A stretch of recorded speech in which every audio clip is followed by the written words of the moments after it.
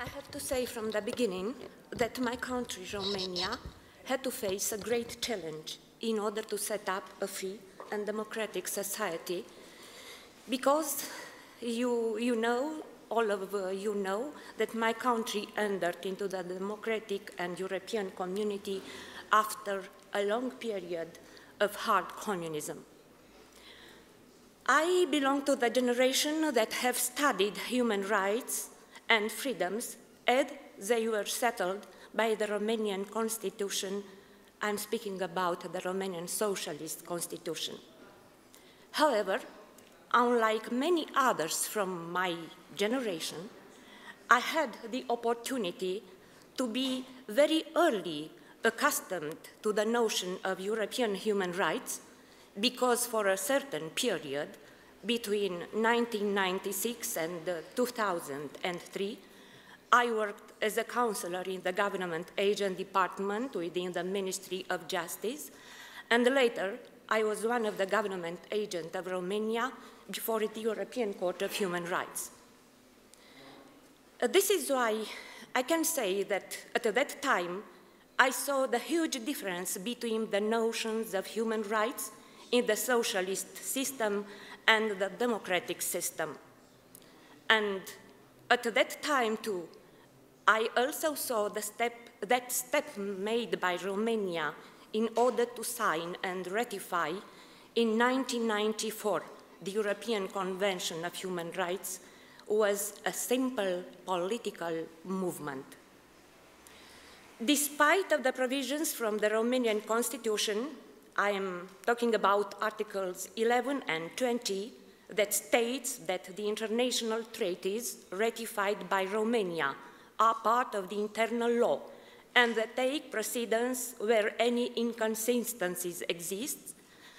The ratification of the Convention was not based on a careful screening and caught unawares the judicial system and the legislation in Romania. Why do I say this? As I said, I was a member of the first team set up after the ratification of the European Convention of Human Rights, and after a short time, the Romanian cases before the European Court of Human Rights appeared, and they were not easy cases. There were very difficult cases. Firstly, there were cases regarding the right to property guaranteed by Article 1 of the first Protocol number 1 to the Convention. The Romanian authorities, after the revolution from December 1989, did not settle the major question of the former properties taken by the communist state. Now, today, I heard that Albania had the same problem before the European Court of Human Rights. However, the persons claimed before the courts their lost properties, and without any adequate legislation, the courts in Romania rendered different decisions in this matter by ordering the restitution of properties, or on the contrary, by rejecting their applications. Moreover, the general prosecutor at that time had the power, according to the law, of course, to ask before the Supreme Court of Justice the cancellation of the decisions ordering the restitution of properties, even if they entered into the force of res judicata. And the Supreme Court of Justice at that time annulled those decisions. Those were the circumstances in which the well-known case of Brumărescu versus Romania was registered before the European Court of Human Rights, and the European Court stated that there were violations of Article 6 of the Convention and Article 1 of the first protocol to the Convention due to the fact that a final judicial decision ordering the restitution of property was cancelled without compensation following the request of the general prosecutor, which is subordinated to the Ministry of Justice as a member of the executive power. The decision rendered by the European Court of Human Rights made the Romanian Parliament to adopt in 2001 the law on the restitution on properties taken by the communist states and to annul the provisions of the Civil Code of Procedure, empowering the General Prosecutor to request the cancellation of a final judgment of a court. Unfortunately, the law on the restitution of properties was not a perfect one, and the European Court of Human Rights continued to deliver more other decisions stating the violation of Article 1 of the first protocol to Convention. In October 2010, the court, identifying a structural problem, delivered a pilot judgment in the case of Maria Atanasiu and others versus Romania, holding that the Romanian state must take measures to ensure effective protection of human rights guaranteed by Article 6, Paragraph 1 of Convention and Article 1, Protocol 1, in the context of all the similar cases in accordance with the principles enshrined in the Convention. The court also stated that measures must be put in place within 18 months from the date on which its judgment becomes final, like in Albania. Our government demands to postpone the legislation, and the European Court accept this postpone of a new legislation. And now the Romanian state applied to the pilot judgment, and now it has a new law on the restitution of properties taken by the communist state. It was a long and disputed history in the Romanian society, gaining a final solution after many, many years, only in 2013, due to an important judgment rendered by the European Court of Human Rights. But not only was the right to property disputed before the European Court of Human Rights. Another right subject to the analysis of the court was the right to freedom of expression in cases like Dalban versus Romania, Cumpăna and Mazăre versus Romania, where journalists were convicted for insult and defamation in the context of a debate on a matter of legitimate public interest. In those cases, the European Court of Human Rights found that although the national authorities' interference with the applicant's rights to freedom of expression may have been justified by the concern to restore the balance between the various competing interests at stake, the criminal sanction and the accompanying prohibition, I'm speaking about the prohibition to work as a journalist, imposed on them by the national courts, were disproportionate in their nature and severity to the legitimate aim pursued. In other case, Constantinescu versus Romania, the European Court stated that the applicant's conviction to a fine was not disproportionate in the light of Article 10 of the European Convention, but found the violation of Article 6, Paragraph 1 of the Convention on the ground that the applicant was not heard in the procedure of the appeal, where the decision to acquit him, rendered by the first instance, was quashed, and then another decision convicting him of criminal libel was pronounced. I call to mind these judgments of the European Court because they brought changes, great changes in our legislation as regards the incrimination of insult and defamation, and as regards the procedure of the appeal. In fact, the question of the incrimination of insult and defamation is still a disputed problem in the Romanian society. Whatever the disputes regarding the incrimination of insult and defamation are, it is important for the Romanian courts to apply the national legislation according to the guarantees awarded by Article 10 of the Convention to the right of freedom of expression. At last, I would like to note the case law of the European Court of Human Rights concerning the violation by the Romanian authorities of Article 5 of the Convention.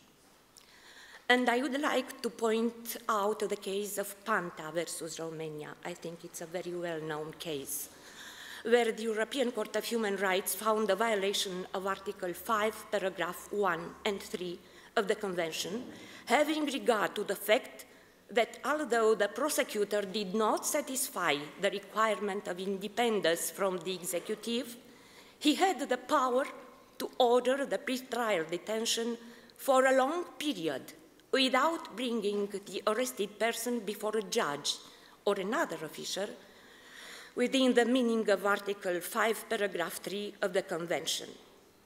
This judgment was indeed a great judgment for the Romanian judicial system, because our legislation on the pre-trial detention was not in compliance with the European requirements, and we had to change it. It was not very easy to change the well-established practice and rules granting the prosecutors the competencies to order the pre-trial detention, but such a change, after huge public debates, was finally made in the same year, 2003, and now in Romania, the pre-trial detention may be ordered only by a court, following the demands of a prosecutor. Yes, of course, the European Convention is one of the international law on human rights, but not the only. It was my choice to talk about the experience of Romania before the European Court of Human Rights because, in my opinion, the court is an authentic and effective judicial body that protects real and not theoretical rights. As I said, the Romanian society and legislation were unprepared when my country ratified the European Convention for Human Rights, but this step was a huge and very useful one for the future development of the Romanian values. Now, Romania is a member state of the European Union, and the judgment delivered by the European Court as a Council of Europe mechanism helped our society to fulfill the requirements of the political criteria, the first condition imposed in order to adhere to the European Union. Human rights are a lesson indeed, a very important lesson to be learned by any means, even by force of law, of course, if that is the case, because this lesson is the keystone of a democratic society. Early third millennium unfortunately find humanity in a major impasse on the protection of the human being, of civilization itself. Globalization and economic integration offer real opportunities for the economic growth, the promotion of democracy, but at the same time create the breeding ground from some threats such as migration, regional conflicts, international terrorism, organized crime, trafficking in human beings and of drugs, issues involving increased risk that human rights are being violated. This is why I strongly recommend to all the countries, especially to the countries coming from the communist regime, to adhere to all the international tools in the field of human rights. But it is time to say that the ratification of such an international tool is not enough for the human rights to be observed. There are international systems that have their proper mechanism of control, more or less effective. The European Council and the European Union is a good example in this respect, but there are also systems that do not have such a mechanism. As a result, a state must have the political will, it's very important, the political will to observe human rights and to fulfill its positive obligation to set up a proper system able to guarantee the respect of human rights. I do not believe that legislation, the international legislation in the field of human rights must be fundamentally completed or amended, but I think that states must apply the international rules and must apply it in good faith. Human rights area is important in equal measure for individuals, states, and the international community as a whole. But the international law enshrines the principle of superiority over the international rules over the domestic law, this principle may work efficiently only in respect of those states which recognize the direct application of international law.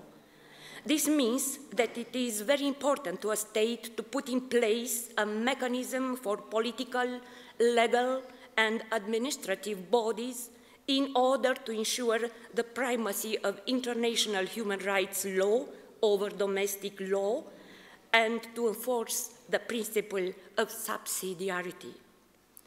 And I also believe that education and judicial system are the most important means to build a society on the value of the observance of human rights.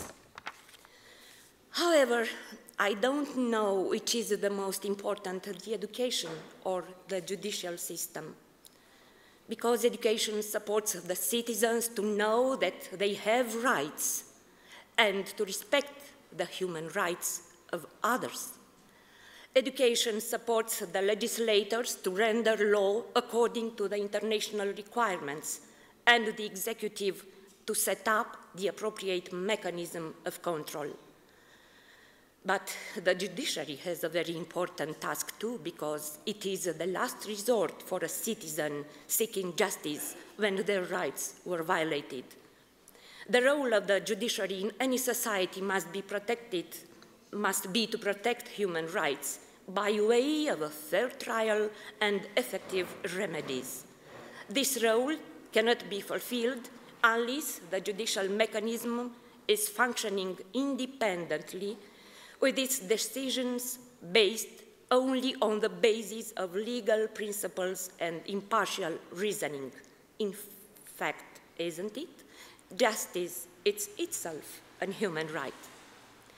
For all the reasons given above, I consider that the system created by the European Convention on Human Rights can be a model for any international system of protection and preservation of human rights.